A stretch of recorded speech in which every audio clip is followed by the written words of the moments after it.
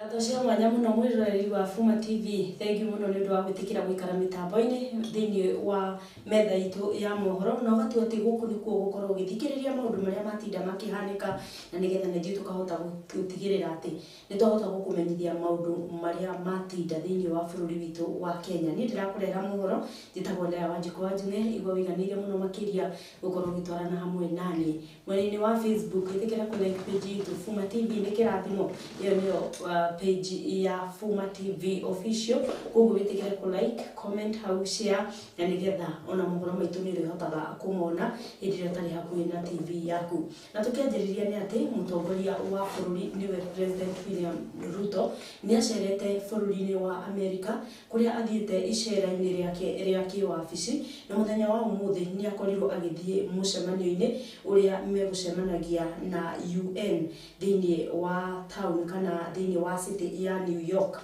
Ni meguthite mucemanio-ini uria uma wa Future Summit. Today, that call is as urgent as it was then. The planet is heating up. Our climate is in crisis. Oceans are rising. Deserts are spreading, and conflict is engulfing the world. Millions are displaced, poor and without access to basic services. Unfortunately, our multilateral system has proven inadequate in addressing crises such as climate change, inequality, and debt. And it continues to falter in providing any, let alone timely solutions. Without immediate action, humanity will face an unprecedented global crisis. Today, we have no choice but to reject outdated systems and reimagine a framework of international cooperation that works for all 8 million of us in the planet. This means redesigning international financial system, strengthening partnership for common security, bridging the digital divide, and investing in human capacity, especially empowering women and youth. The window to achieve this is, however, fast closing. The Secretary General's 2024 SDG report paints a dire picture. Only 17% of SDG targets are on track, largely due to unmet financial commitments, and developing countries, particularly in Africa and the Global South, are facing severe funding shortages, and the gap is widening. At the 2023 UN SDG Summit, we highlighted the urgent need to overhaul the global financial system. As we approach the fourth Financing for Development Forum in 2025, imaginative solutions for debt relief and development financing are essential to close the SDG gap. We must address the historical injustice of Africa's lack of permanent representation on the UN Security Council as a matter of justice in the ongoing UN reforms. Additionally, region-led peace operations, sustainably funded by the UN-assessed contributions, are critical in addressing today's complex security challenges. In Kenya, we aim to increase forest cover by 30% by planting 15 billion trees, an effort largely led by our youth. 2 weeks ago, I launched Climate Works, a program to employ 200,000 young people in sustainable public works focused on ecological restoration and infrastructure. But we must recognize that the pace of technological advancement, particularly with AI, is widening the global digital divide. Africa holds critical resources for the tech revolution, yet receives disproportionately low benefits. A year ago, I stood here at this assembly to declare Kenya's commitment to contribute to an international security support mission to Haiti. Yesterday, I was in Port-au-Prince to witness the significant progress made by Kenya's Africa-led mission, even with the constraints of limited resources. What looked like mission impossible is now a present and real possibility for peace in Haiti. I hosted the inaugural Africa Climate Summit, whose seminal outcome, the Nairobi Declaration, formed the basis of a common African position in multilateral engagement at the COP and other fora. At the World's 21 IDA 21 Replacement Summit in Nairobi in April this year, the 17th AFDB replacement and IMF SDR rechanneling, we, together with African leaders, championed for significant enhancement of the concessional window of affordable financing available for developing countries to provide critical public services, undertake investment in economic transformation, and implement ambitious climate. On the basis of this progress, we have achieved under our current inadequate multilateral institutional framework, I am optimistic about what we can achieve under a radically reconfigured multilateral institutional framework. This is why reforms are an urgent necessity that we cannot delay. The Pact of the Future has been developed through intense negotiations, sustained discourse between members. I take this opportunity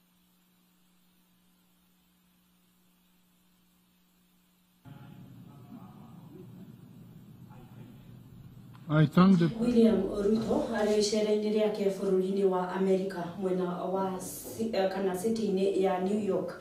Nĩ oima ũmwe wa arĩa mekũrugũragia ũigithia wa kĩgĩna wa ũgima wa mwĩrĩ gĩtarũ-inĩ kĩa Afrika nĩo mekwĩtaga program ya PIFA. A new path, one that gives us the agency to drive our own development, our own prosperity, and our own future. As the Africa Union champion for institutional reform, I am committed to asking the hard questions about how our continent can attract investment in social sectors like health. I am also dedicated to working with all of you to find the answers necessary for us to forge a new future. It is heartening to see partnerships emerge that promise to equip every African with an AI-powered digital health wallet, and each African country with the tools to attract the biopharma research and produce medicines, vaccines, and medical devices locally. Initiatives like Panabios, PROPER, and Purpose Africa clinical research programs stand as a milestone in Africa's journey towards becoming a global innovation powerhouse. However, none of this can be sustained without rethinking how we fund these initiatives. Africa's rise depends on ensuring that our continent has access to capital that can build the healthcare infrastructure that we need. We have to be creative, we have to be innovative, and we have to work in collaboration.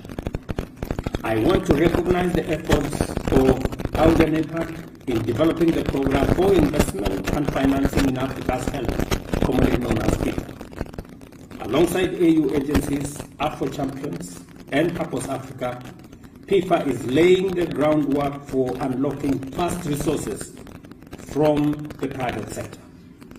I commend the Africa Union's AUDA for laying the groundwork with a program for investment and financing in Africa's health sector. As this program advances, with the support of Afro Champions and Corporate Council for Africa and other partners, I assure you of my unwavering support, and I speak on behalf of many African heads of state.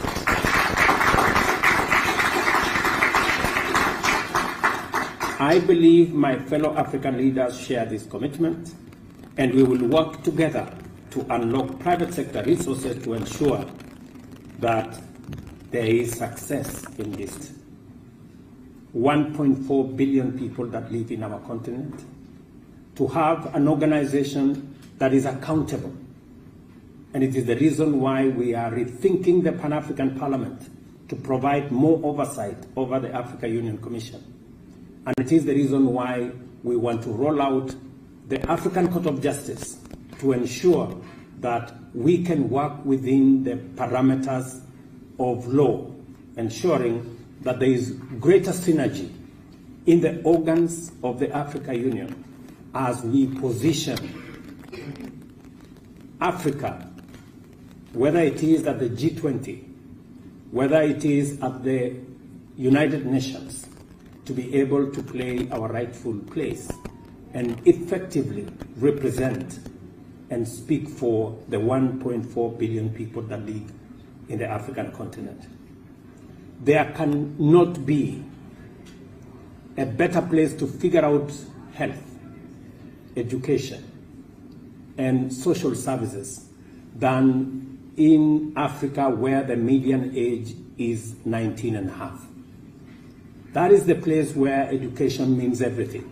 That is the place where health means a lot. And that is the reason why what Auda NEPAD is doing is phenomenal. And I want to tell you, Madam Director, you have our support.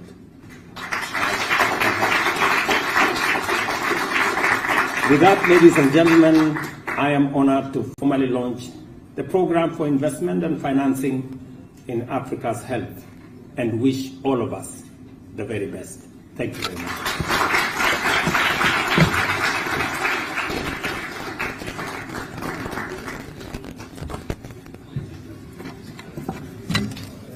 Asante sana Mheshimiwa Rais. We ran into each other actually outside of the hotel. I tell you, I couldn't keep up with him. The fastest walk I've seen in New York City, and even I had my running shoes on. Thank you, Mheshimiwa Rais, for accommodating. Nake mubunge wa Suba Saudi niwe Karoli Omondi mena Elisha Odhiambo uria ni mubunge ni monitie President William Ruto mena munini wake Deputy Rigathi Gachagua metikire kana methe kihonia kiria gatagati-ini kao kiria gitumite makaga gukorwo makiguana. Oho ni monitie a Kenya metikire gukorwo makinyitanira guku bururi-ini akiuga ati President William Samoei Ruto hamwe na munini wake hindi ria mataraiguana ni marakorwo makigereria bururi moritu maingi na nikio marahoya andu metikire gukorwo makinyitanira na nioigite ati angikorwo matikuiguana ni wega methe kihonia kia ngayukano iria iri gatagati-ini kao onakorwo ni kwaraniria mekwaraniria. No hiding that there are voices of discord within the presidency. It is out there in the open for everybody to see, but it is very unfortunate that it is coming at a time when the country is facing a lot of challenges that all of us should be pulling together. My advice is the presidency, where people have a joint mandate, if it is not working, then it is better that a solution be found. And it is just 2 years into this administration. We still have 3 years. If it was late in the day, one would say that we can wait for the next elections and then they can dissolve that union. But I don't think Kenya can afford a discordant presidency for the next 3 years. So a political solution has to be found to this problem. It may be not immediate, but I'm very confident that at some point people will see reason and figure out that this is not going to work for Kenya. So we need some solution to this problem immediately. We can't have a country that is grappling with very many challenges and having a discordant presidency. That is not good for Kenya and it's not good for everybody. I am challenging the Deputy President of the Republic of Kenya. He should not be able, all those his backing dogs, should not abuse presidency because he belongs to presidency. He should call off his dogs so that this country, all the animosity that we are building, is not good for the country. The country needs to go on a development trajectory. It's only 2 years. We can't have election every year campaigning for 5 years. When will the country work? So I call upon him and his cohorts to pull back a step further to ensure that this country remains on a steadfast, remains steady in terms of stability and in terms of progressive. Niwe Patrick Olentutu nioritie atongoria a kiama kia UDA metikire kuhe President William Samoei Ruto kanya gake ga kuonania kana kuruta wira wake makiuga ati bururi uyu witu wa Kenya ni wa andu othe no ti wa andu amwe na kuguo ni kurabatara andu othe makorwo makiguana. Oho niigite ati kungikagia na ngucanio gatagati ka mutongoria umwe na ungi ni andu aria marabatara gukorwo magikario thina nigetha matarwo niguo bururi witu ukorwo ugithie na mbere na nigetha na ithuĩ tugacirithie bururi witu. Hata huko juu Mimi naomba tu wale wenzetu ambao wako national government tupee president wetu William Ruto nafasi aweze kutufanyia kazi. Na tunashukuru. Sisi tukiona kama Raila ameingia na watu wake wafanya kazi pamoja na sisi. Tuna support president wetu 100%. Ili wananchi wote wa Kenya wasikie wako uhuru na nchi ni yetu sisi pamoja. Mimi naweza tu kueleza nyinyi kama mmoja yao ya wale ambayo wako katika serikali ya William Ruto, ya kwamba serikali yetu iko imara, na kama mnaona kuna viongozi moja mbili wanapitana tu, lakini tutakalisha hawa pamoja waweze wakae pamoja ili tuendeshe Kenya yetu iende mbele. Hii mambo ya kelele ingine mingi, nani mkubwa nani mdogo, hiyo haina nafasi katika Kenya yetu ya leo. Nafasi ambayo tuko naye ni nafasi ya kufanyia wananchi kazi. Hiyo kelele ya nani mkubwa tutaona 2027 ni nani mkubwa. Na ule atakuwa mkubwa ni ule ambayo wananchi wamekubali yeye anafanya kazi kulingana na ile kazi ambayo alikuwa amepewa.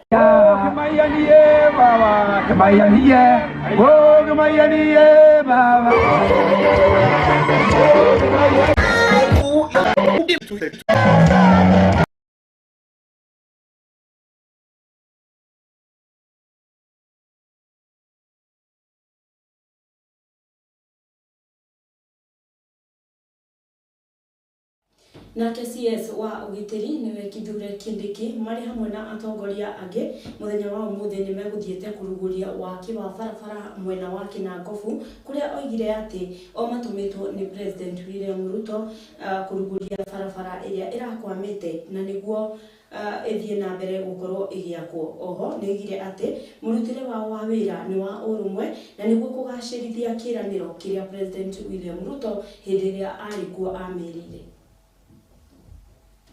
Tumefika hapa sisi zote kwa sababu tumetumwa na Mheshimiwa Rais William Samoei Ruto.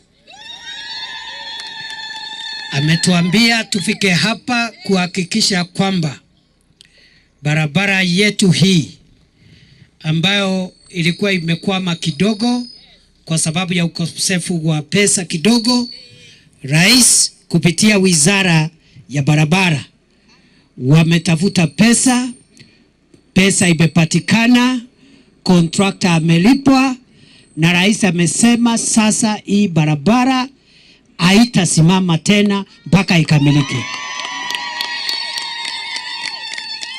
Umesikia ujumbe wa Rais? Rais amesema serikali imetafuta pesa ya kutosha, na waziri mwenzangu ataeleza hapa kwa sababu yeye ndiye anashikilia hii mradi.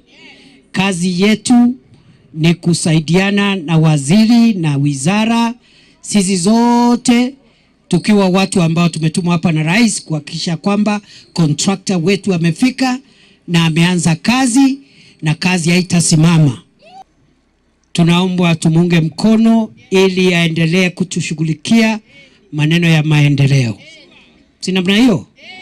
Na sisi tumeshikana sisi zote, wale ambao wamechaguliwa, wale ambao wako kwa vyeo mbalimbali, sisi zote we are working as one team. Nimeshasema hii juhudi ambayo Mheshimiwa Rais amefanya kwa barabara zetu katika sehemu nyingi za Kenya ikiwemo hapa Nyandarua. Amefanya hivyo kwa sababu viongozi wenu ambao mumechagua wamekuwa pale Ikulu mara kwa mara wakimkumbusha ahadi ambazo walitoa hapa za barabara na stima na maji na ile vitu vingine ambao Rais aliahidi hapa. Na mimi naona tukiendelea hivi, hii barabara ikamilike, mazao ifike sokoni, alafu tukuja hapa siku nyingine mambo ya stima, tukuja hapa mambo ya maziwa, mambo ya viazi, tutakuwa na nafasi nzuri kukuza hii Nyandarua na kukuza taifa letu la Kenya. Ombi langu ni moja, ya kwamba jameni, tuungane pamoja na tufanye kazi kama ndugu na dada, bila kujali vyeo vyetu, vya kujali tofauti ambazo tunakuwa nazo, kwa sababu kama jamii na kama taifa tukikaa kwa umoja na kushikana na kushughulikia yale mambo ambayo yanahusu mwananchi wa kawaida, hata Mungu akiwa mbinguni atatubariki na taifa letu litapata baraka. Kweli si kweli? Kweli si kweli? Walisema umoja ni nguvu, utengano ni nini? Mungetaka tukae kwa umoja ili tuwe na nguvu kama jamii. Mungetaka taifa la Kenya liwe moja, watu wa moja, watu wa taifa moja. Kwa hivyo mimi niko na hilo ombi, tafadhali, kwa sababu mimi najua kuna watu ambao wamezaliwa hapa Nyandarua na wanaishi katika sehemu nyingine katika taifa letu la Kenya. Wengine wako Pwani, wengine wako Bonde la Ufa, wengine wako Kisumu. Tukiwa na umoja wa utaifa, watu wetu ambao wameenda huko kutafuta riziki watakaa kwa umoja na watafanya biashara na kutafuta riziki huko bila kuwa na wasiwasi. Sijui kama tunasikizana. Ni ukweli ama si ukweli? Eki muno mwiroreri wa Fuma Tv ni gwitikira kuya kanya ka gutorana hamwe nani thiini wa mohoro maitu na ngihoka ni twatwarana o wega. Ukikorwo na undu wothe ukienda gutumenyithia metha itu ya mohoro itikira kwaraniria hamwe na igwe kugerera ari na bell thiini wa screen na nigetha kuma